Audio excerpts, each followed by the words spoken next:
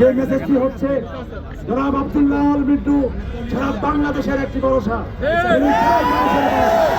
উনি যদি এখান থেকে নির্বাচিত হন তাহলে আমরা বিশ্বাস করি উনি আমাদের একজন মন্ত্রী হবে। করার জন্য আব্দুল্লাহ আল মিন্টুর চেয়ে আর কোনো বড় প্রার্থী এই মুহূর্তে আমরা আমাদের ফেরিতে চোখে পড়ছে না।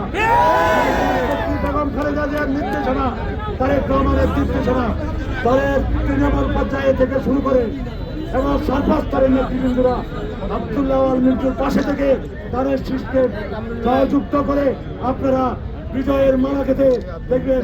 এবং দেশ নেত্রী বেগম খালেদা জিয়া আপনাদের কাছে একটি মেসেজ দিয়েছে, সেটি হচ্ছে বিগত 16 বছরে তিনি কখনো অন্যায়ের সাথে আপোষ করেননি, স্বৈরাচারের সাথে আপোষ করেননি। তার একটি মাত্র ব্যক্ত ছিল এই স্বৈরাচার পতন হবে, গণতন্ত্র উদ্ধার হবে। এই গণতন্ত্র উদ্ধার করতে হলে আব্দুল্লাহ আল মিন্টুর মতো একজন ভরসা, একজন আস্থা,